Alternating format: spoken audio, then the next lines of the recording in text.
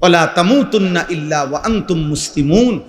আল্লাহ তাআলা বলেন, আমার বান্দা পূর্ণ মুসলিম না হয়ে, আমার আনুগত্য পুরা না করে মৃত্যুবরণ করো না, কবরে আইসো না। কবরে আসবার আগে একবার না 50 বার, 50 বার না 500 বার মিলাইয়া আসো যে আল্লাহর আনুগত্য পুরা করেছি কিনা। আল্লাহ বলেন হিসাব মিলে আসো। আমরা অনেকেরে আছে পুরুষ মানুষ, আমাদের মহিলারা বাজারের লিস্টি দেয়, দেখবেন মাসিক বাজারের মুদি মালের পেঁয়াজ 10 কেজি, রসুন 3 কেজি এমনি লেখা দেয় না। তাহলে আমাদের নিয়ম কি? আমরা যে কোনো পুরুষ, আমরা যারা বাজার করি এরকম লিস্টি চাইয়া, তো আমরা বাজারে থাকতে বারবারই একটু পর আমি যেটা করি যে আমার এই লিস্টি দিলে আমি মাল কিনি, এদিক দিয়ে দাগ দেই, দিয়া আবার দেখি কোনোটা বাদ আছে কিনা, সোতা এটার লগে মিলাইয়া তারপরে খরচ শেষ করি।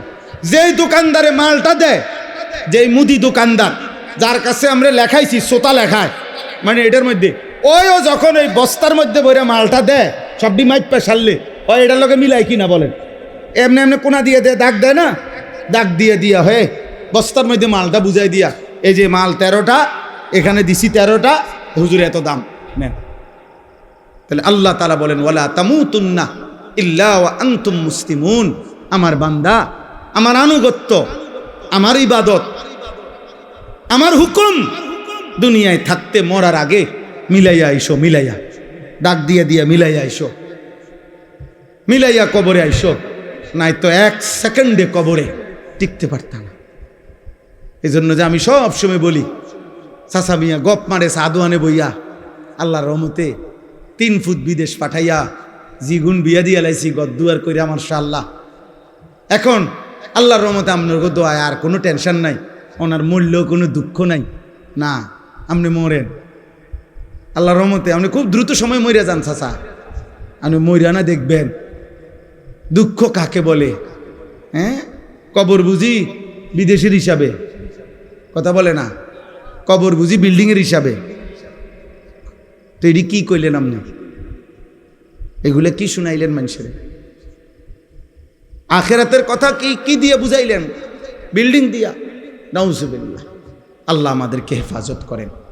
সবার বিবেক একসাথে নড়ে না, কিছু মানুষের বিবেক মরে যায়, কিছু নাফরমান আল্লাহর নাফরমানি করতে করতে কলিজা বন্ধ হয়ে যায়।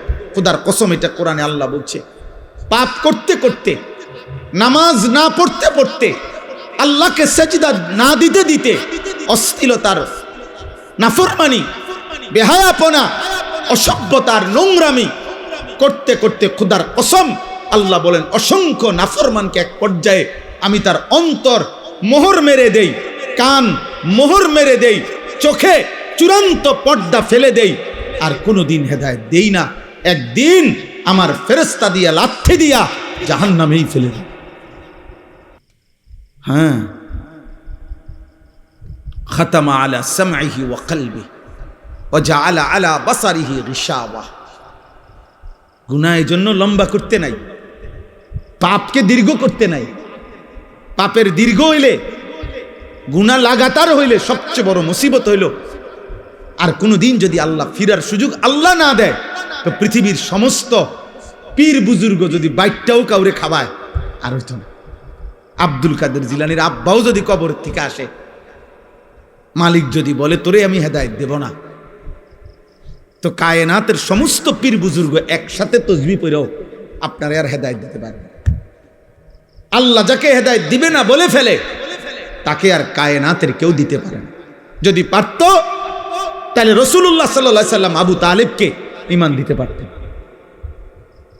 পারতেন কি না?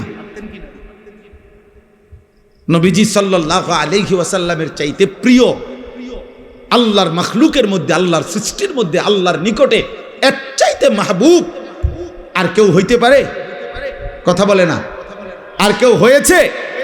আগামীতে হবে কেউ? তাহলে সেই তিনি চোখের পানি ফেলে কাঁদতেছে, চোখের পানি ফেলে কাঁদতেছেন। আল্লাহ তাআলা বলছে না বন্ধু, কাঁদবেন ঠিক আছে, কিন্তু আপনার চাচা আবু তালেবকে আমি ঈমান দেব না। মৃত্যুর মুহূর্ত পর্যন্ত নবীজি চেষ্টা করছে, চাচা কালেমা বলেন, কালেমা বলেন, কালেমা বলেন। কুল লা ইলাহা ইল্লাল্লাহ কালিমাতান আশহাদু লাকা বিহা ইনদাল্লাহ। নিজের জন্য ভাবেন, নিজের জন্য, নিজের কলিজায় আল্লাহকে নেন, হৃদয়ে আল্লাহকে নেন।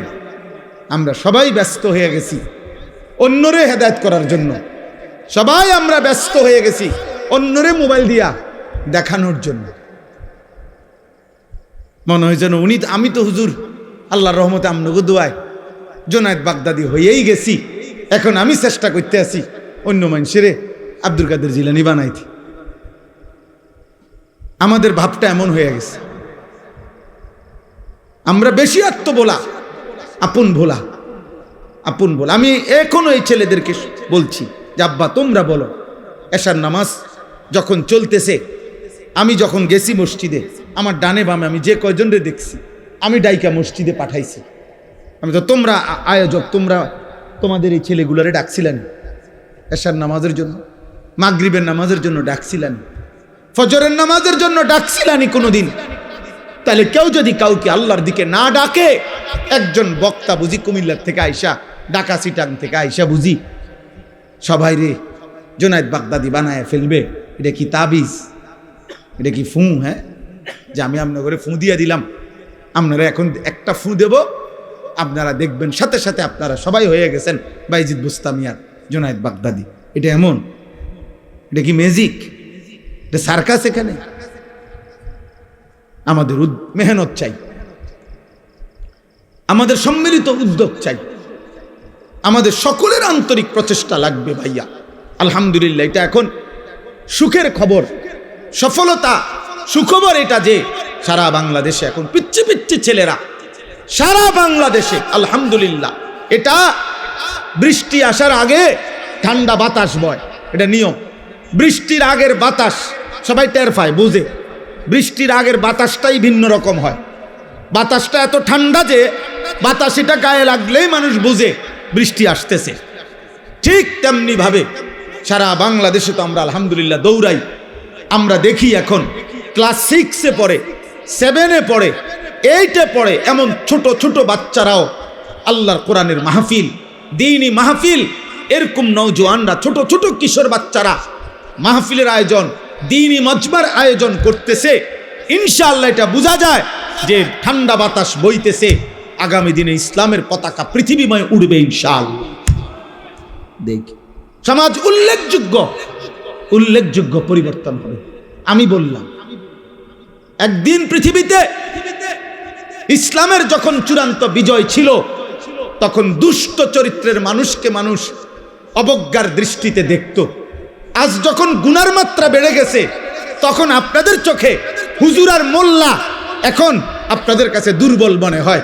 কিন্তু একদিন ইনশাআল্লাহ মালিক যখন চাইবে অবস্থার পরিবর্তন হবে, তখন আমি বললাম প্রত্যেক সমাজে, মনে রাখো ছেলেরা, তোমরা যারা চরিত্রহীন, বেনামাজি, মদখোর, নেশাখোর, গাঁজাখোর, ফুট্টাখোর, বাবাখোর, ইয়াবাখোর, সুদখোর, হারামখোর, কিস্তিখোর, লোকে তোদেরকে দেখলে থুতু মারবে, থুতু মারবে, থুতু মারবে, মনে রাখি। লোকে তোদেরকে দেখলে থু দিবে, থুতু মারবে ইনশাআল্লাহ, মনে রাখি সাব্বা। আমি বললাম, বলবে ওই দেখ হারামখোর, বলবে ওই দেখ সুদখোর, বলবে ওই দেখ ফুট্টাখোর, বাবাখোর, দেখ। এইভাবে ইশারা দিয়ে দেখাবে। ইনশাআল্লাহ পরিবর্তন স্পষ্ট বুঝাই যাচ্ছে, স্পষ্ট বুঝে। এখানেও এসে এরা দেখ একসাথে হয়েছে যারা, সব ছোট ছোট ছেলে, মাশাআল্লাহ, ছোট ছোট ছেলে ফিকির করছে, মাহফিলের আয়োজন করছে। এটা পরিবর্তনের সম্ভাবনা, একদিনেই সব বদলে যাবে। তাহলে নবী সাল্লাল্লাহু আলাইহি সাল্লামের মতো শ্রেষ্ঠতম নবীও 23 বছর মেহনত করতে হতো না। বুঝেন নাই কথাটা? এই জন্য আমি সমস্ত ছেলেদেরকে, তোমাদেরকে বলতেছি, বাবা অচিরেই দেখবা তোমরা। আমি বললাম অতিলকাল আইয়ামু নুদাভিলুহা বাইনান নাস, কোরআন শরীফে আছে, আল্লাহ বলছেন আমি মানুষের অবস্থা দিন বদলাই, আমি আল্লাহ সময় বদলাই। সময় বদলায়। কোরআন শরীফে আছে সূরা হুদের মধ্যে আল্লাহ বলেন, আমি কখনো বান্দাকে কষ্ট আর মুসিবতের পরে সুখ এনে দেই। আবার আল্লাহই বলছে, আমি কখনো বান্দাকে সুখ আর আনন্দ আর ফুর্তির পরে দুঃখ এনে দেই, দুঃখ এনে দেই। হ্যাঁ, আমি আল্লাহ এনে দেই, অবস্থার পরিবর্তন করি। সুখের দুনিয়া কখনো দুঃখে ভরে যায়, দুঃখের দুনিয়া কখনো সুখে ভরে যায়। আনন্দ মুখর মানুষ হয়তো কখনো অজরে চোখের পানি ফেলে, আবার কাঁদতেছিল বান্দা হয়তো, আবার কখনো আনন্দে হাসে। আল্লাহ বলেন, আমি সময় বদলাই, আমি ঋতু বদলাই, আমি সময় বদলাই। একবার রাত আনি, আবার দিন আনি, একবার আলো আনি, আবার অন্ধকার আনি, একবার রোদ আনি, আবার বৃষ্টি আনি, একবার সকাল বানাই, আবার বিকেল বানাই, একবার দুপুর বানাই, আবার রাত্রি বানাই। ঠিক তেমনি ভাবে প্রতি মুহূর্তে যেহেতু আমি আমার এই পৃথিবীতে অবস্থার পরিবর্তন করছি, তাহলে ইমানদার মনে রেখো, ঘাবড়ায়ও না। ইমানের বিজয়, কালেমার বিজয়, ইসলামের বিজয়, আল্লাহর দ্বীনের সম্মান, ওলামা, দ্বীনওয়ালা, কোরআনওয়ালা, সেজদাওয়ালাদের সম্মানের দিনও খুব কাছায় গেছে ইনশাআল্লাহ। তোমরা গুনাহ ছাড়ো, অসভ্যতার সীমা ছাড়ায় যাচ্ছ তোমরা।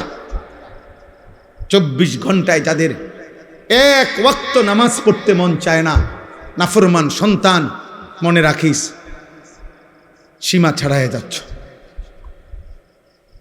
24 ঘন্টা যারা নারী ছাড়া, ছবি ছাড়া, মোবাইলের উলঙ্গ দৃশ্য ছাড়া যাদের রাত কাটে না, দিন কাটে না, নাফরমান, মনে রাখিস সীমা ছাড়ায় গেছ।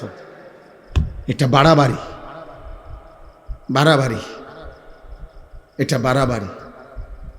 দিবানিশি যারা মদের আড্ডায়, নেশার আড্ডায়, মনে রাখিস নাফরমান, সীমা ছাড়ায় গেছ। ঠিক হবে না এটা। যে মালিক রোদ আনে সে মালিক বৃষ্টিও আনে, যে মালিক হাসায় সে মালিক কাঁদায়, সুখ যে মালিক দেয় দুঃখ সেই মালিকই দেয়, জীবন যে মালিক দেয় মৃত্যু সেই মালিকই দেয়, সুস্থতা যিনি দেয় অসুস্থতা তিনিই দেয়, হায়াত যিনি দেয় মৌত তিনিই দেয়। না ভিন্ন কেউ? কথা বলেন না, ভিন্ন কেউ না, একই আল্লাহ। ওয়া আন্নাহু হুয়া আদহাকা ওয়া আবকা। আল্লাহ বলেন, আল্লাহই হাসান, আল্লাহই কাঁদান। আদহাকা মানে আল্লাহ হাসান, আবকা মানে আল্লাহ কাঁদান। ওয়া আন্নাহু হুয়া আমাতা ওয়া আহইয়া। আল্লাহ বলেন, আল্লাহই মৃত্যু দেন, আল্লাহই জীবন দেন, আল্লাহই জীবন দেন, আল্লাহই রাত আনেন, আল্লাহই দিন আনেন, আল্লাহই আনেন। প্রতি সেকেন্ড আল্লাহই বদলান, প্রতি মুহূর্ত সময়ের প্রত্যেকটা সেকেন্ড বদলায় কে? কথা বলেন না, কে বদলায়? রাত, এই যে এখন রাত, কে আনলেন? আগামীকালকের ভোর আনবে একমাত্র কে? তিনি যদি রাত ধরে রাখে কারো ক্ষমতা নাই আলো আনবে, তিনি যদি আলো ধরে রাখে কারো ক্ষমতা নাই অন্ধকার আনবে। বলো ভাই, আফসুসের বিষয়, আফসুসের বিষয় আব্বা। এশার নামাজের টাইম হইছে, এই সময়ও যে ছেলেগুলো এখানে দাঁড়াইয়া ছিল, এমন অসভ্য বেয়াদব কেমনে হইল আব্বা? মুসলমানের ঘরে এত বড় বেয়াদব সন্তান কেমনে হইল? বাবার অপমান তুমি, মায়ের অপমান। নামাজ চলতেছিল, এখন ওয়াজ শুনতে আসছো। কি ওয়াজ শুনবো আব্বা? ওয়াজ মানে তো ফুটবল খেলা না, ওয়াজ মানে তো নাটক আর সিনেমা না, ওয়াজ মানে তো আখেরাতের কথা, ওয়াজ মানে তো নামাজের কথা, ওয়াজ মানে তো কবরের কথা, ওয়াজ মানে তো নসিহত, ওয়াজ মানে তো গুনাহ ছাড়ার কথা, ওয়াজ মানে তো তাকওয়ার কথা, আল্লাহকে ভয় করার কথা। আল্লাহ আমাদেরকে বুঝ দান করে, আল্লাহ আমাদেরকে ফিকির দান করে। তোমরা একটা একটা ছেলের কাছে আমানত, কেউ একজনই বুঝো, কিন্তু এটা মনে রেখো, গুনাহ ইজ্জত দেয় না। নারী, ছবি, মদ, জুয়া, জিনা, ব্যভিচার ঈমান থেকে বিচ্ছিন্ন করে দেয়। আমি হাদিস বলি, আল্লাহ নবী সাল্লাল্লাহু আলাইহি ওয়াসাল্লাম বলেন, যে ব্যক্তি জিনা করে, নারীর সাথে কোনো হারাম কাজ করে, খোদার কসম এই এক পাপ। আর হলো ওয়াশারিবাল খামরা, যে নেশা করে, মদ খায়, গাঁজা খায়, বাবা খায়, ফুট্টা খায়, পেন্সিডিল খায়, ইয়াবা খায়, এমন নিকৃষ্ট নাফরমান খোদার কসম আল্লাহর নবী বলছে ব্যভিচারী আর নেশাখোর এই দুই নাফরমানের কলজাত থেকে ওই পাপ অবস্থায় আল্লাহ তাআলা ঈমান খুলে রাখা দেন। এই কোরআন ধরে বলল, এই কোরআন হাতে ধরে বলল, আল্লাহ তার কলিজার হৃদয় থেকে ঈমান বের করে ফেলে। আল্লাহ বলে নেশাখোর ঈমানটা দিয়ে যা, যা আমার ঈমান আমি রেখে দিলাম, এবার বেঈমান যা তুই যা। আল্লাহ বলে চরিত্রহীন লম্পট নারীর সাথে গুনাহ করবি, ঠিক আছে যা, আমার ঈমান আমারে দিয়া যা, আমি ঈমান রেখে দিলাম, কালিমা রেখে দিলাম, এবার যা।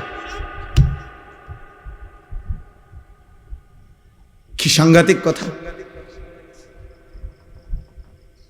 ঈমানবিহীন যদি মৃত্যু হয়, এই ঈমান যদি আর ফিরে না আসে, এই কালেমা যদি আর ফিরে না যায়, তো দুনিয়ার মানুষে না জানে আমনে মুসলমান, আমনে মানুষে না জানে, আইডি কার্ডে না, তো কবরে কি মানুষ আইডি কার্ড দেয়নি?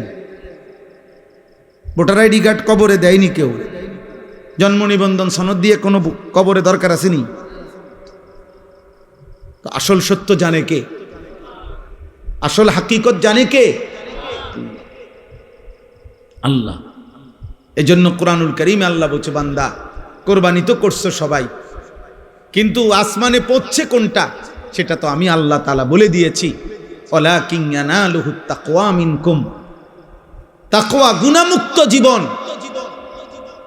কোরবানির প্রত্যেকটা শুরু থেকে শেষ পর্যন্ত গুনাহমুক্ত জিন্দেগি যার, গুনাহমুক্ত তাকওয়া, আসমানে পৌঁছবে কেবল তা, বাকিগুলো জমিনের কোরবানি জমিনেই থাকে।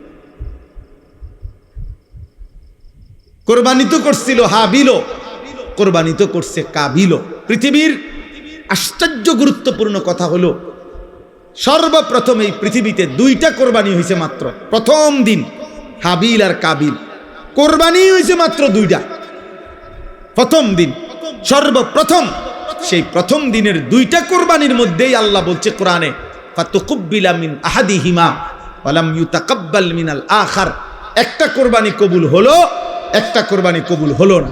তাহলে মাত্র কোরবানি হয়েছে দুইটা, ওইখানেই আল্লাহ একটা বাদ করে দিছে, সেই প্রথম দিনে একটা ফেলে দিছে। আল্লাহ বলছে কবুল হয় নাই একটা, তো সেখানেই আল্লাহ বলে দিছে ইন্নামা ইয়াতাকাব্বালুল্লাহু মিনাল মুত্তাকিন। শোনো বান্দা, কিয়ামত পর্যন্ত কেউ কোরবানি কবুল হবে তার তাকওয়া থাকবে। যা কোরবানি কবুল হবে কার বলেন? বলেন না সবাই, বলেন কার? তাকওয়া থাকবে। তাকওয়া মানে গুনাহমুক্ত জীবন। তাকওয়া মানে কি বলেন? গুনাহমুক্ত জীবন। গুনাহমুক্ত জীবন, গুনাহমুক্ত। কি কি গুনাহমুক্ত? এক নাম্বার সম্পদ গুনাহমুক্ত।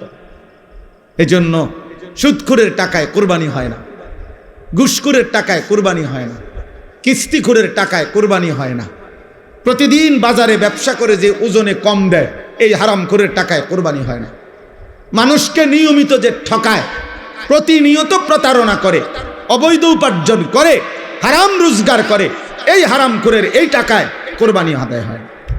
গোস্ত সিদ্ধ হয়, গোস্ত কি হয়? সিদ্ধ। রুটি দিয়ে খাওয়ান যায়, এটার সমস্যা নাই। রুটি দিয়ে তো ঝোলও খাওয়া যায়, গরুর গোস্ত খাওয়ান যায়, মুরগির গোস্ত খাওয়া যায়, রুটি দিয়ে খাইতে অসুবিধা নেই, হেটার লেগে আটকাইতো না। চুলার জিড়েই দেন, পাত্তর চুলার দিলেও সিদ্ধ হয়ে যাবে।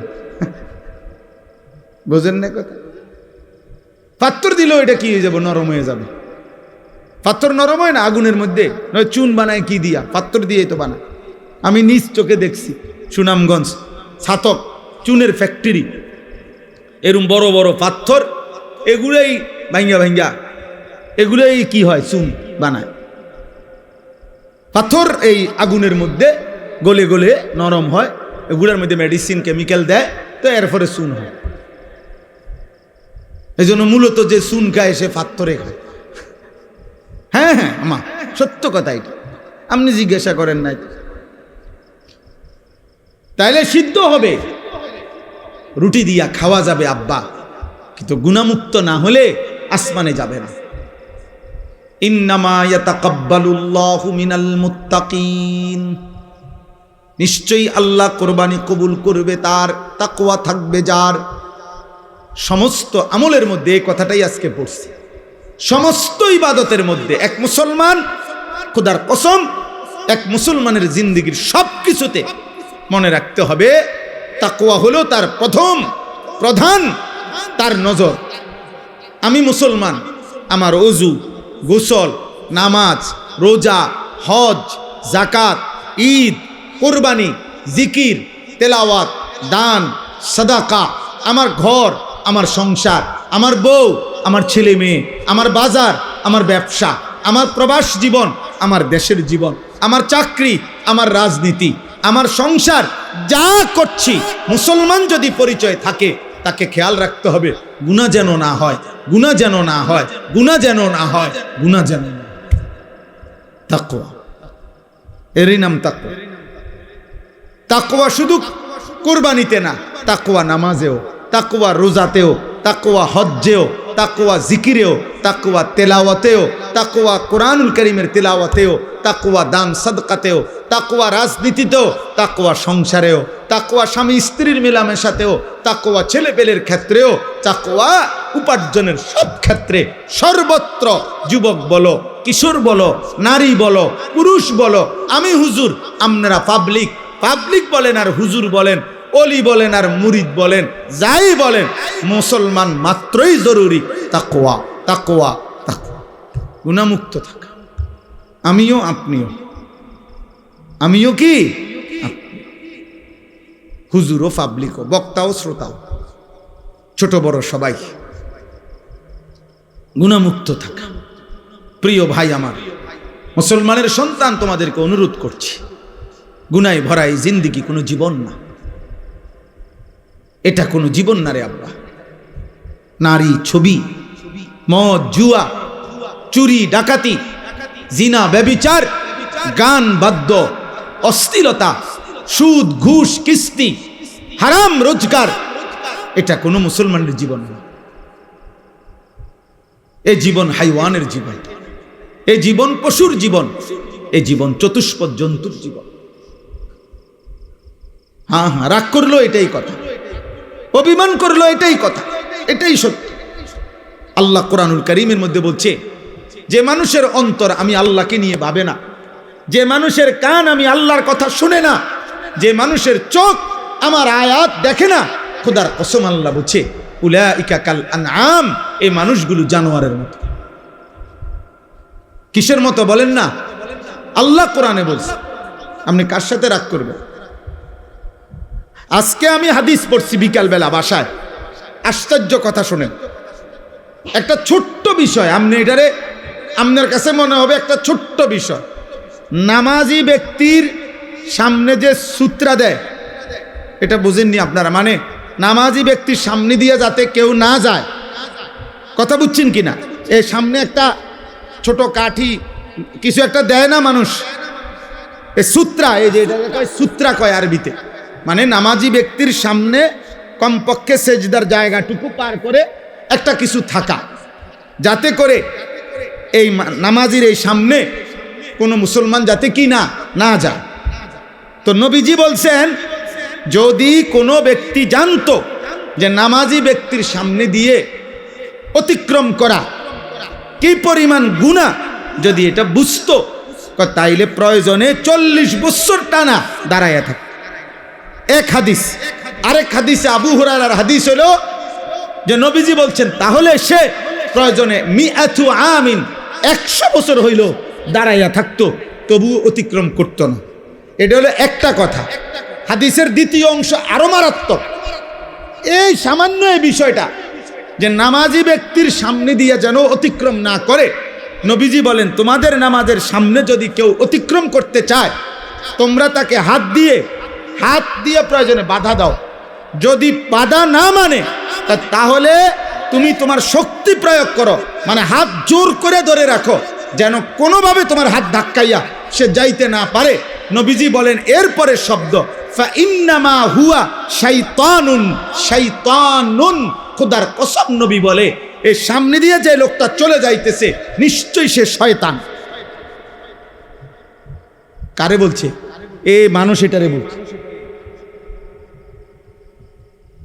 বলছে এটা শয়তান। কত ছোট্ট বিষয়, বিষয়টা সামান্য কিনা, কিন্তু নবীজি বলছে এটা শয়তান। নামাজি ব্যক্তির সামনে দিয়ে গেল কেন? তাইলে যে রাসূল সাল্লাল্লাহু আলাইহি সাল্লাম নামাজি ব্যক্তির সামনে অতিক্রমকারী ব্যক্তিটাকে আর কোনো পাপ নাই, শুধু বেড়া দিয়ে গেছে। আর এই কথা বোঝেন নাই? সে কি চুরি করছে এনে? এরে নবীজি বলছে এটা শয়তান। এখন বাকি নাফরমান যারা নাফরমানি করছে তাদের পরিচয় কি?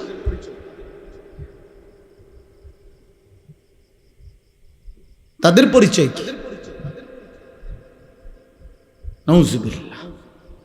দোস্ত আমার, বন্ধু আমার, ছেলেরা আমার, কেউ হয়তো তোমারে ধরতেছে না, কেউ হয়তো তোমারে ছুঁইতেছে না, কেউ হয়তো তোমারে ফিরাইবার মতো সাহস করছে না, ফলে তুমি যা ইচ্ছা তাই করে নষ্ট হয়ে যাচ্ছ। কিন্তু শেষ পর্যন্ত তো কেউ রে ছাড়াই তুমি কবরে যাইবা। একাকী সেদিন তুমি কেমনে শুইবা? কেমনে শুইবা? এই জন্য আজকে এটাই আমার বক্তব্য। আমি কোরআনুল কারীমের যে আয়াতটা পড়ছি সূরা আলে ইমরানের 4 নম্বর পারা 3 নম্বর সূরা 102 নম্বর আয়াত, আল্লাহ তাআলা বলছেন, হে ঈমানদারগণ, ইত্তাকুল্লাহা হাক্কা তুকাতিহ, তোমার সবটুকু সাধ্য দিয়ে, তোমার সবটুকু সামর্থ্য দিয়ে ঈমানদার মুমিন আল্লাহকে ভয় করো, তাকওয়া অবলম্বন করো, গুনাহ থেকে বাঁচো, গুনাহ থেকে বাঁচো, গুনাহ থেকে বাঁচো, গুনাহ থেকে বাঁচো। সবটুকু সামর্থ্য দিয়ে তুমি যুদ্ধ করো, তুমি প্রাণপণ লড়াই করো, তুমি সর্বোচ্চ হিম্মত করো যে আল্লাহ আমি বেঁচে থাকতে জেনে বুঝে আমি আপনার নাফরমানি করব। আল্লাহ বলছে, বান্দা এটা তোমার কাছে আমার চাওয়া, কারণ তুমি মুমিন। ইয়া আইয়ুহাল্লাযীনা আমানু, তুমি মুসলমান।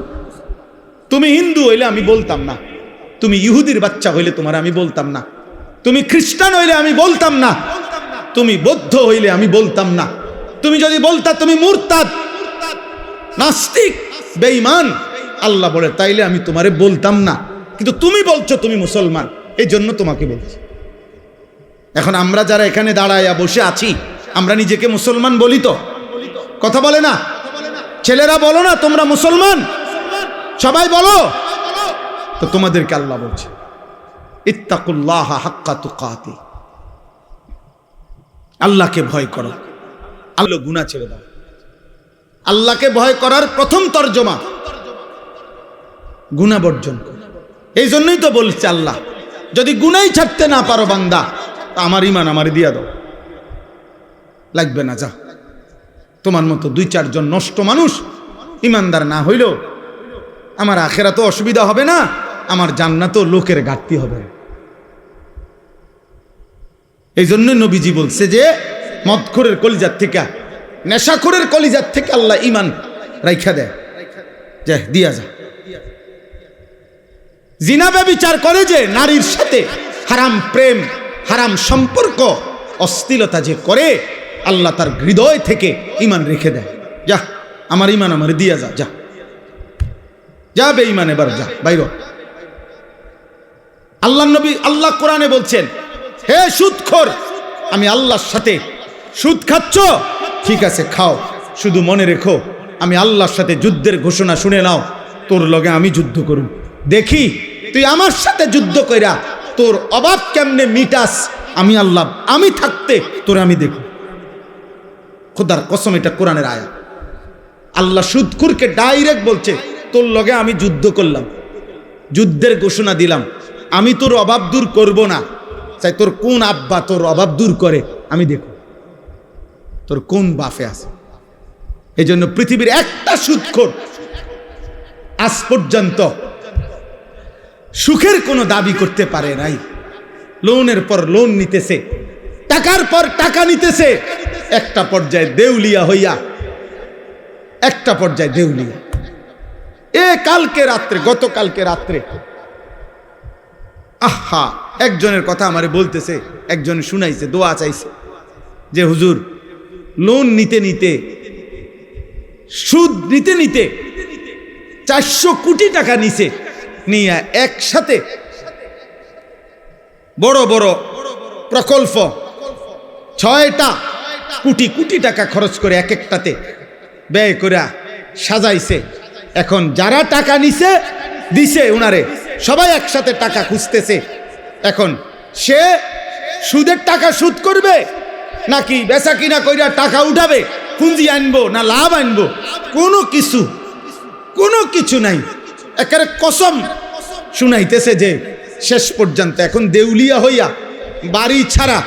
আর এই গত 3-4 মাস আগে স্ত্রী, ওই লোক বলতেছে আমার কাছে চোখের পানি ফেলার মতো, বলতেছে হুজুর উনার স্ত্রীর পায়ে ধরে রয়েছে, বউয়ের পাও ধরে রয়েছে ওই কোটি কোটি টাকার মালিক, যে তুমি আমারে ছেড়ে যাইও না, আমার এখন আর কিচ্ছু নাই। বেটি বলে না, তোর কাছে যেহেতু কিছুই না, সম্পদ কিচ্ছু নাই, আমি তোর মতো ফকিরের কাছে থাকবো না, কয়ে বউ চলে গেছে। আহা, দুনিয়া তারে আজ কোথায় নিয়ে গেছে, হারাম তাকে আজ কোথায় নিয়ে গেছে। আজ ঘর হারা, স্ত্রী হারা, মানুষের সাথে সম্পর্ক হারা। এই জন্য গুনাহ ইজ্জত দেয় না আব্বা, আজ না হোক কাল লজ্জিত করে। এটাই আমার শেষ কথা। আমি অনুরোধ করলাম, গুনাহ ইজ্জত দেয় না, গুনাহ সম্মান দেয় না। তোমরা যারা ইনসাফ যদি থাকে, বিবেক যদি থাকে, আব্বা একটা ছেলেকে বলি, তোমরা যারা নামাজ পড়ো না, আল্লাহর সাক্ষী রেখা যদি এখানে আইসা দাঁড়াইয়া বলো তোমার বিবেক কি বলে, এই সমাজের মানুষ তোমারে কি মনে করে? তোমরা যারা চুল মুশরিক বেঈমানের মতো, একটা ছেলে এখানে আইসা দাঁড়াও, এখানে ক্যামেরা হইতেছে, তোমরা ইয়া কও যে এই সমাজের মানুষ তোমাকে কি মনে করে, তোমার বিবেক কি বলে? তোমরা যারা নারী দেখো, ছবি দেখো, অশ্লীল দৃশ্য দেখো, উলঙ্গ নাচ গান নর্তকীর ছবি দেখো, তোমার মতো হাইওয়ানকে, তোমার মতো মানুষরূপী পশুকে এই সমাজের মানুষ কি ভাবে? চলো এখন ইয়া হোক, এখানে তো মানুষ আছে, তুমি জিজ্ঞাও আইও একজন যে ভাই আমি 5 ওয়াক্ত নামাজের একটা সেজদা আজকের দিনে দেই নাই, আপনাদের বিবেচনা কেমন আমারে মনে হয়? তো তুমি এসে দাঁড়ায় কও, যদি সুযোগ থাকতো, মুক্ত অনুমতি থাকতো, তো সবাই তোমার একটা একটা জুতা দিয়ে বাড়ি দিল। হয়তো এদ্দুর সাহস করবে না মানুষ, পারবে না হয়তো এদ্দুর হিম্মত করতে, কিন্তু বাস্তবতা হইল থুতু মারারই যোগ্য যে আমরা তো তোকে এতটা নাফরমান ভাবি নাই। তাই তুমি বলো, চ্যালেঞ্জ করো, এখন আসো। আবার আমরা যারা নামাজ পড়ছি তো আমরাও বলি যে আমরা আজকে ফজর থেকে এশা পর্যন্ত খোদার কসম 5 ওয়াক্ত নামাজ মসজিদের জামাতে পড়ছি। আমি বললাম, তো এবার মানুষ তুমি জিজ্ঞাসা করো যে উনার ব্যাপারে আপনাদের মন্তব্য কি, আর যে নামাজ পড়ে নাই 5 ওয়াক্ত তার ব্যাপারে মানুষের মন্তব্য কি? মুক্ত মঞ্চে সবার সামনে দেখা যাক। কথা বুঝেন নাই? এখানে দেখা হোক। অতএব দোস্ত, এটাই কথা, ঈদ পরবর্তী কথা এটাই। কোরবানির ঈদ বলি আর রোজার ঈদ বলি, রমজান বলি আর হজ বলি, নামাজ বলি আর সেজদা বলি, সমস্ত ইবাদতের টার্গেট আমার জীবনে যেন তাকওয়া আসে। আমার জীবনে যেন কি আসে? তাকওয়া। গুনাহমুক্ত জীবন, আল্লাহকে ভালোবাসা, গুনাহকে বর্জন করা। ওয়ালা তামুতুন্না ইল্লা ওয়া আনতুম মুসলিমুন। আল্লাহ তাআলা বলেন, আমার বান্দা পূর্ণ মুসলিম না হয়ে, আমার আনুগত্য পুরা না করে মৃত্যুবরণ করো না, কবরে আইসো না। কবরে আসবার আগে একবার না 50 বার, 50 বার না 500 বার মিলাইয়া আসো যে আল্লাহর আনুগত্য পুরা করেছি কিনা। আল্লাহ বলেন হিসাব মিলে আসো। আমরা অনেকেরে আছে পুরুষ মানুষ, আমাদের মহিলারা বাজারের লিস্টি দেয়, দেখবেন মাসিক বাজারের মুদি মালের পেঁয়াজ 10 কেজি, রসুন 3 কেজি এমনি লেখা দেয় না?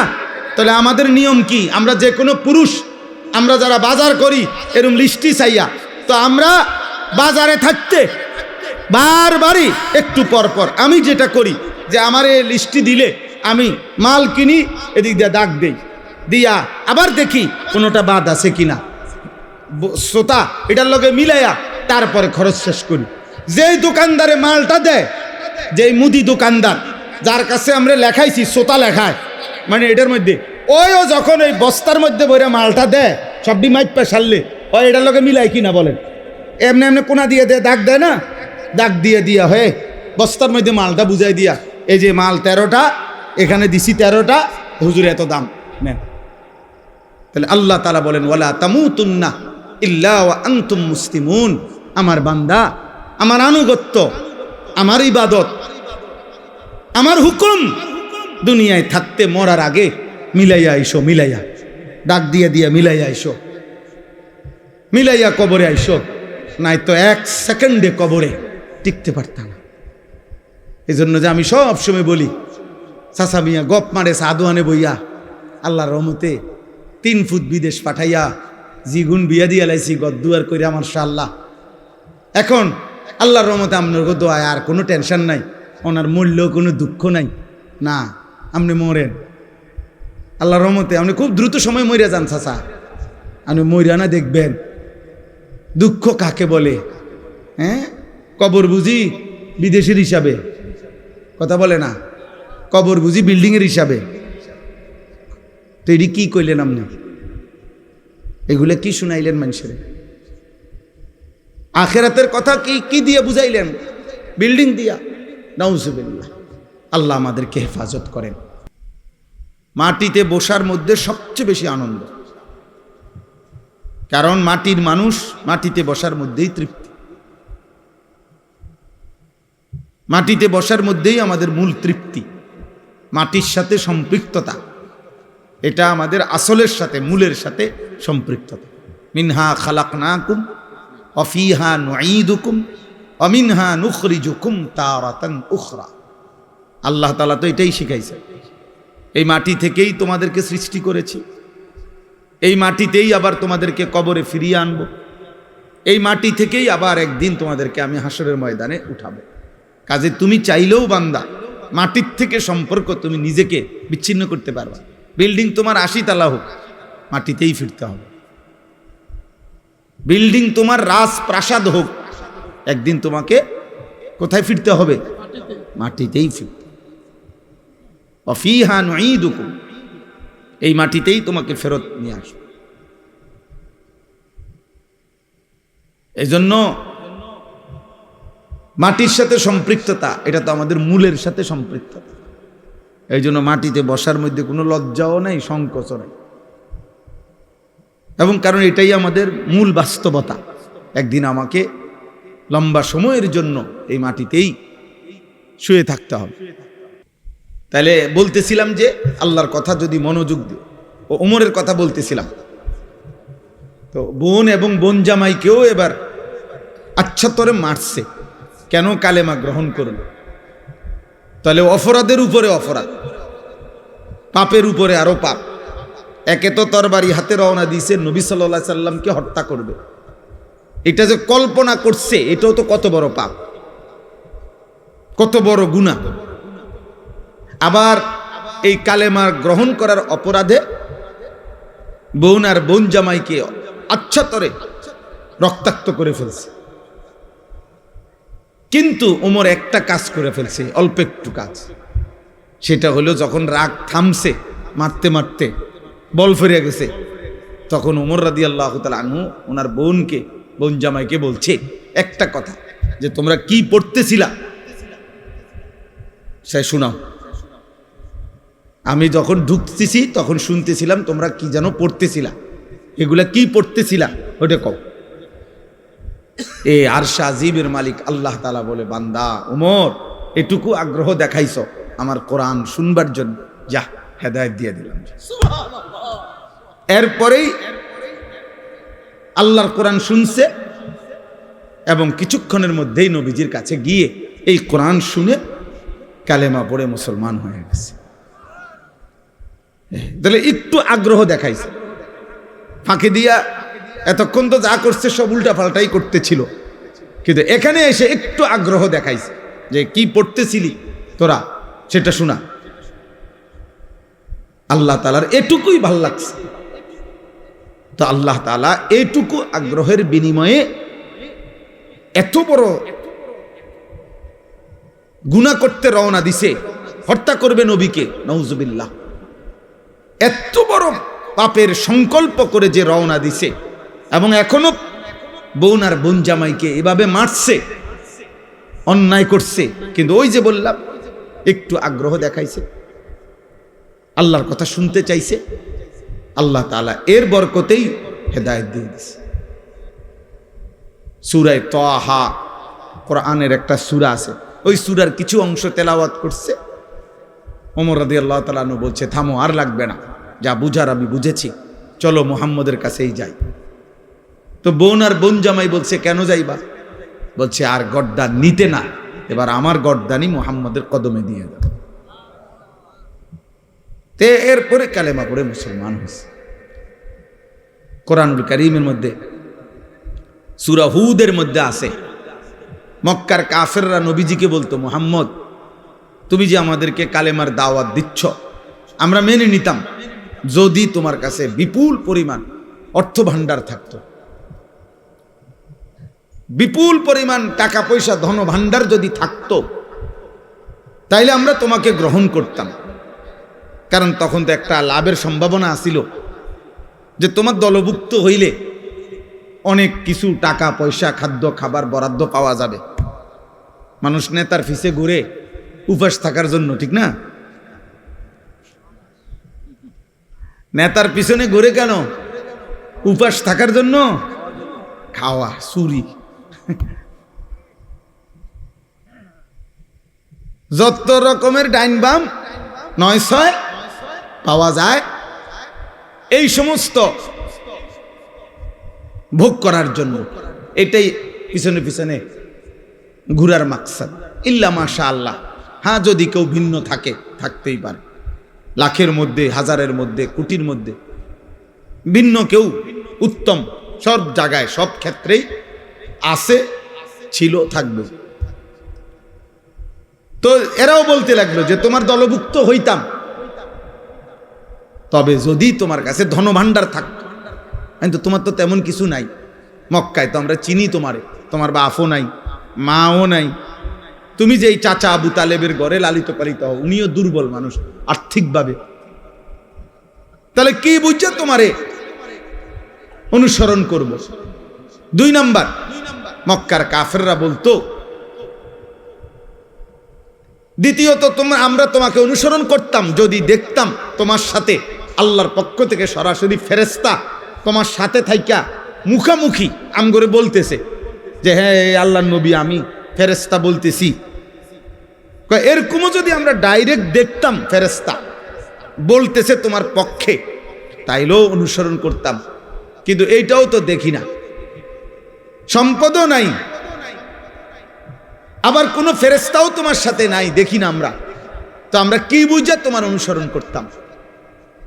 কোরআনুল কারীমের মধ্যে আছে, আল্লাহ তাআলা নবীকে বলছে, বন্ধু এমন কথার পরেও আপনি সামান্যতম ঘাবড়াবেন না, আপনি অস্থির হইয়েন না, বরং আপনি মনে রাখবেন শুধু ইন্নামা আনতা মুনদির, আপনি হচ্ছেন আল্লাহর দিকে ভয় প্রদর্শনকারী,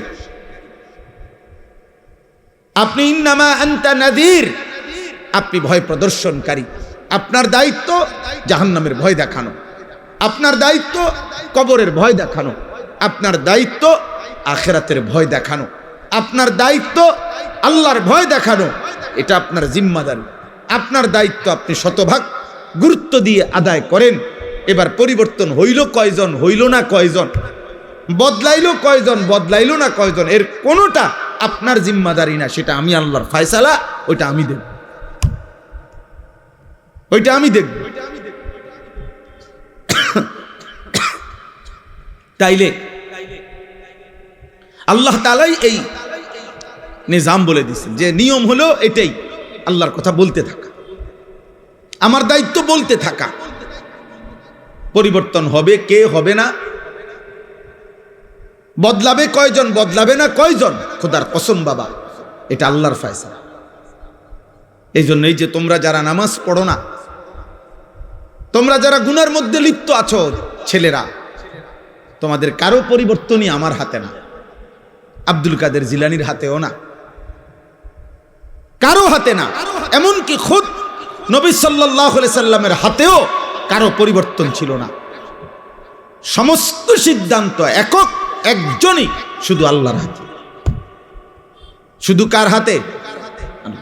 যার কারণে আমাদের নবী সাল্লাল্লাহু আলাইহি সাল্লামের বলা দাওয়াতে কেউ কালেমা পড়ছে, আবার নবীজির দাওয়াতেও কেউ কালেমা প্রত্যাখ্যান করছে, গ্রহণ করে না।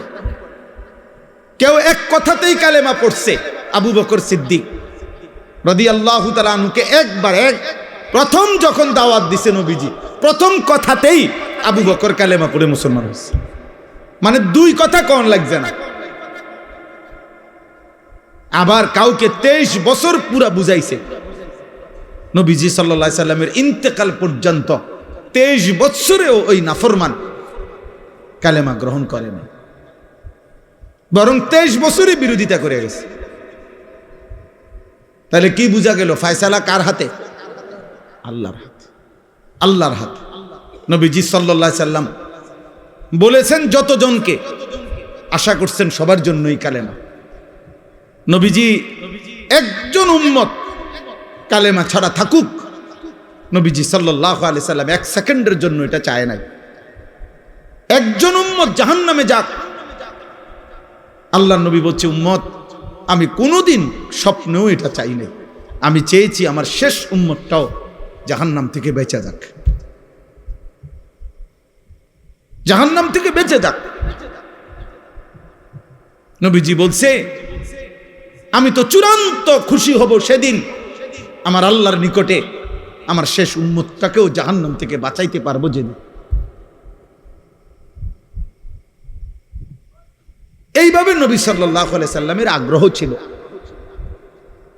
ফালাআল্লাকা বাখিউন নাফসাকা আলা আথারিহিম।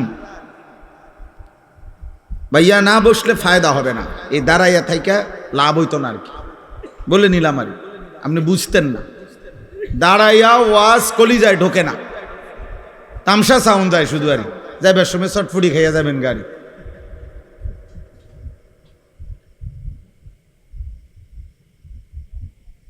অল্প শুনেন, এই তো ওয়াজ শেষ, এরপরে আর বয়ান করবে না কেউ।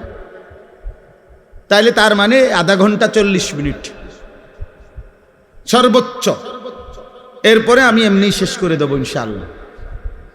অতএব তোমরা ছেলেদেরকেও বলি বাবা। তাহলে আমার কথা এটা, নবীজিকে আল্লাহ বলছে বন্ধু ফালাআল্লাকা বাখিউন নাফসাক। মানুষগুলো ঈমান আনতেছে না, পরিবর্তন হচ্ছে না, গুনাহ ছাড়তেছে না, আল্লাহর নাফরমানি ছাড়তেছে না। এই অস্থিরতা পেরেশানিতে আপনি কি মরে যাবেন নাকি? মানে নবীজির অস্থিরতা এত বেশি ছিল যে খুদ আল্লাহ তাআলা নবীজিকে সান্ত্বনা দিছে, বন্ধু আহার একটু থামেন, একটু বিশ্রাম করেন, আপনি তো দেখতেছি মরে না যাবে। বলতে বলতে কানতে কানতে উম্মতের জন্য নবীজির কান্না আল্লাহ থামাইছে, নবীজির পেরেশানি আল্লাহ থামাইছে, নবীজির অস্থিরতা মহান আল্লাহ তাআলা থামাইছে। কোরআনে আছে আল্লাহ তাআলা বলছে ফাইন্নাল্লাহা ইউদিল্লু মান ইয়াশা ওয়া ইয়াহদি মান ইয়াশা ফালা তাযহাব নাফসুকা আলাইহিম হাসারাত। দোস্ত এদিক সেদিক তাকায়েন না। শ্রোতা আসলে আরো ছেলেরা আসবে, কেউ বসবে, প্রত্যেকের যদি আমনে চোখে তাকায়া দেখতে হয়, বুঝতেন না। এখানে আসুক, হাতি আসুক, নলে মানুষ আসুক, বুঝেন না কথাটা? যেই আসুক উনি ওর মতো আসুক, মানুষ হোক আর হাতি হোক, এটা দেখার কিছু নেই। মনোযোগ চাই, আমি তো এটাই বুঝাইতে চাইতেছি। মনোযোগ জরুরি, আগ্রহ জরুরি, আল্লাহর কথার প্রতি আগ্রহ জরুরি। সাহাবায়ে কেরাম বলেন আমরা যখন নবীজির কথা শুনতাম মনে হইতো যেন আমরা গাছের ডাল, এরকম মজবুত মোটা ডাল, যে ডাল নড়ে না এক সেকেন্ড, এরকম গাছের ডালের মতো স্থির হয়ে থাকতাম। মনে হইতো যেন আমাদের মাথার উপরে আইসা পাখি বসছে। পাখি একবার নড়েও না, কারণ আমরা তো মাথা নাড়াইতাম না, কাঁধ নাড়াইতাম না, এমন স্থির থাকতাম। সাহাবী বলছে আমরা মনে হইতো যেন নবীজির সামনে এভাবে বসতাম কখনো কখনো বয়ান শুনতে, যে মনে হইতো যেন আমাদের মাথাটা কাইটা আলগা করে রাখছে, কারণ শরীরের সাথে থাকলে না মাথা নাড়াইতো, মাথাই যেন ভিন্ন, অর্থাৎ এত স্থির। এভাবে বর্ণনা করছে। ওনারা এই প্রচন্ড পরিমাণ আগ্রহ, এর কারণে আল্লাহ তাআলা ওনাদের জিন্দেগি পরিবর্তন করছেন এবং ওনাদের দ্বারাই আল্লাহ তাআলা বিশ্বময় ইসলামের খেদমত নিয়েছেন।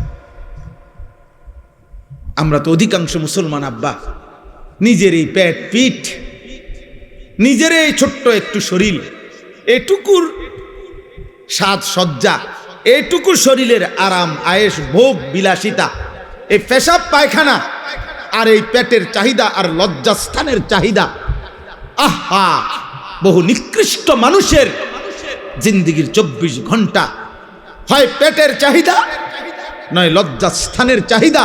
এই দুই চাহিদার জন্যই জীবন শেষ, রাত শেষ হয়, দিন শেষ হয়, মাস যায়, সপ্তাহ যায়, আল্লাহ কোথায়, নবী কোথায়, ইসলাম কোথায়, দিন কোথায়, ধর্ম কোথায়, আখেরাত কোথায়, কিচ্ছুর কোনো ধার ধারে না। হয় পেটের ক্ষুধা আর নাই তো লজ্জাস্থানের ক্ষুধা। এই হাইওয়ান মনে করছে আর 10টা চতুষ্পদ জন্তু জানোয়ারের মতো আমার জীবনও এটাই, আমার জীবনও এটাই, পেটের ভোগ, লজ্জাস্থানের ভোগ, এই দুই চাহিদা পূরণ করে। দিনভর হয়তো খায় নয়তো মোবাইল টিপে, খাইলে পেট ভরে আর মোবাইল দেখলে লজ্জা, নারীর চাহিদা, লজ্জাস্থানের চাহিদার জন্য অশ্লীল ছবি, উলঙ্গ দৃশ্য, জিনা ব্যভিচারের দৃশ্য, এই দেখে। মানে হাইওয়ান শুধু এই দুই জিনিসের পিছনেই জিন্দেগি শেষ, আর জীবনের কোনো উদ্দেশ্য নাই, আসা যাওয়া নাই। কিন্তু সত্যিকার মোমেন যে, তার কলিজায় সারাক্ষণ আখেরাতেই থাকে, তার ফিকির আখেরাত, তার ফিকির আখেরাত। হাদিসের মধ্যে আছে সাহাবায়ে কেরাম বলতেন নবীজিকে দেখলেই মনে হইতো সারাক্ষণ কি যেন ভাবতেছে, নবীজির চেহারা মোবারকের দিকে তাকাইলেই মনে হতো মুতাওয়াসিল আল আহজান দাইমাল ফিক্র, সারাক্ষণ তিনি চিন্তাই করছেন, ফিকিরই করছেন, কিভাবে আমার একটা একটা উম্মতকে জাহান্নাম থেকে বাঁচানো, আর কেমনে বললে, আর কি বললে, আর কিভাবে বললে, আর কতভাবে বললে, আর কি কি উদ্যোগ নিলে আমার উম্মত জাহান্নাম থেকে বাঁচবে, নামাজ পড়বে, আল্লাহ চিনবে। এই ফিকিরই সারাক্ষণ নবীজি সাল্লাল্লাহু আলাইহি সাল্লাম করতেন, এই ফিকিরই করতেন। একজন বাবার এটাই উচিত, একজন মার এটাই উচিত, একজন মানব দরদি সমাজ সেবক তার মূল দায়িত্ব এটাই ভাবনা যে মানুষ কেমনে জাহান্নাম থেকে বাঁচবে, মানুষ কেমনে আল্লাহর কাছ থেকে হাসরের ময়দানে জাহান্নাম থেকে বাঁচবে, কেমন কবরের আযাব থেকে বাঁচবে কেমন। সত্যিকার মুমিন মুসলমানের স্ত্রী বলেন, ছেলে বলেন, মেয়ে বলেন, দেশ বলেন, পাড়া বলেন, মহল্লা বলেন, একজন ইমানদার মুসলমানের মূল ফিকির নিজের এবং প্রতিটা মানুষের জাহান্নাম থেকে বাঁচানোর ফিকির। ইন্নামা আনতা নাযীর, নবীজিকে আল্লাহ এটাই বলছে, ঘাবড়াবেন না, আপনার সম্পদ না থাকুক, আপনার সাথে প্রকাশ্য ফেরেশতা তাদের সাথে কথা না বলুক, ওরা যাই আবদার করুক, আপনি মনে রাখবেন ইন্নামা আনতা নাযীর, আপনি জাহান্নামের ভয় প্রদর্শনকারী, আপনি আল্লাহর ভয় প্রদর্শনকারী, কবরের ভয় প্রদর্শনকারী, আখিরাতের ভয় প্রদর্শনকারী। এটাই আপনার দায়িত্ব, আপনি বলতে থাকেন। আমি এখানে আজকেও আইসা মনে হইল কত বছর হয়, 2006 সাল বা 5 সালে, 2006 সাল হবে খুব সম্ভব, আমি প্রথম আপনাদের এই আলগি গ্রামে আসছি বিল্লালদের বাড়ির মাহফিলে। তাইলে আজকে 2026 সাল, বরাবর 20 বছর, বরাবর 20 বছর। এই 20 বছরের ভিতরে খুব কম বছর বাদ গেছে আমি আসছি না, কমপক্ষে 2-3 বছর মনে হয় না এরকম গ্যাপ গেছে, মনে হয় না, টানা এ কোনো না কোনো পারপাসে এখানে হোক আর ওই পাড়া হোক আর এই পাড়া হোক, ছেলেরা করুক আর বুড়ারা করুক, হুজুররা করুক আর জওয়ানরা করুক, কোনো না কোনো মাহফিলে আসা যাওয়া ছিল। তাহলে 20 বছর পরেও আজও ওই একই বক্তব্য, একই কথা, যে হুজুর মাদকের বেড়ে গেছে, জুয়া বেড়ে গেছে, অশ্লীলতা বেড়ে গেছে, নেশা বেড়ে গেছে। তার মানে প্রতিনিয়ত এই পাপ, গুনাহ, এই অশ্লীলতা, এই বেহায়াপনা। কারণ আমরা অল্প কয়েকজন মানুষ হয়তো ভাবি মানুষকে গুনাহ থেকে ফিরাবার, আর সংখ্যাগরিষ্ঠ একটি জাতির, একটি দেশের, একটি রাষ্ট্রের, একটি সমাজের সংখ্যাগরিষ্ঠ মানুষ চায় অশ্লীলতা আরো বেড়ে যাক, অসভ্যতা বেড়ে যাক। তাহলে এত বিপুল মানুষ যদি নাফরমানি ছড়িয়ে দেয়, একজন দুইজন মিলে কদ্দুর ঠেকাবে? একটা সাগরের ঢেউ তো 2-4 টুকরি মাটি দিয়া ঠেকানো যায় না। একটা নদীর ঢেউ তো আব্বা 2-4 টুকরি মাটি দিয়া বাদ দেওয়া যায় না, বাদ দেওয়া যায় না। কক্সবাজারের উত্তাল ঢেউ বঙ্গোপসাগরের, এটা আমরা মাটি কাইটা বেড়া দিলে, বাদ দিলে তো আটকাবে না। এই জন্য আমি ছেলেদেরকে বলছি, এখন ওই রুমের মধ্যে বসে বলছি যে আব্বা, তোমার সমাজ, তোমাদের গ্রাম, তোমরাই ভাবতে হবে। আমি আরেক জায়গার থেকে আসছি, আরেক জায়গার থেকে এসে আবার চলে যাব, কিন্তু যার যার সমাজ, যার যার বাবা মা, যার যার সমাজের অভিভাবক, ওনাদেরই দায়িত্ব ওনাদের সমাজের সন্তানদেরকে আল্লাহর দিকে ফিরানো। আলগা হুজুর দিয়া বলাই যাবে 1 ঘন্টা, আধা ঘন্টা, 2 ঘন্টা, কিন্তু পরিবর্তনের জন্য আপনাদের সম্মিলিত উদ্যোগ, এবং 2 জন ছেলে, 1 জন ছেলেও যদি থাকো, ছেলেরা তোমাদের মধ্যে কেউ, যে সমাজ মানুষের চুরি, জিনা, মদ, জুয়া, নারী, বেহায়াপনা, অশ্লীলতা দেখে যদি কারো কলিজার মধ্যে ভাবনা আসে, আহা আমার সমাজ কি করছে, তাইলে তোমারই দায়িত্ব, তুমি উদ্যোগ নাও, নাই তো পরিবর্তন আসবে না, পরিবর্তন আসবে না। মোবাইলে ছবি দিলেন, ফেসবুকে ছবি দিলেন, আমরা মাহফিল করেছি, হুজুর আসছেন, শ্রোতা আসছে, শ্রোতা গেছে, কারো 10টা ছবি, কারো 20টা ছবি মোবাইলে দিয়া দিছে, এরপরে নতুন ছবি আইসা পিছনের গুলারে ফেলে দিছে। এইগুলার কোনো কিচ্ছু আসে যায় না, কিচ্ছু আসে যায় না। এই জন্য আমি সবার কাছে বলি, আপনারা যারা আছেন, ছেলেরা তোমরা যারা আছো, আল্লাহ আমাদের সবাইকে কবুল করেন। আজকের এই আলগি নওজওয়ান, এই ছোট্ট ছোট্ট কিশোর ছেলেগুলো যারা এই মাহফিলটা সাজিয়েছে, আল্লাহ আমাদের সবাইকে কবুল করে নেন। আল্লাহ পাক তাদেরকে উত্তম বিনিময় দান করেন। ছেলেরা মদের আড্ডা, জুয়ার আড্ডা, নারীর আড্ডা, জিনার আড্ডা, বেবিচারের আড্ডা ছেড়ে দাও। জীবনটা সুন্দর করো, জীবনটা সুন্দর করো। আল্লাহ আমাদের সবাইকে কবুল করে নেন। এই মাদ্রাসা আল্লাহ তাআলা কবুল করে নেন।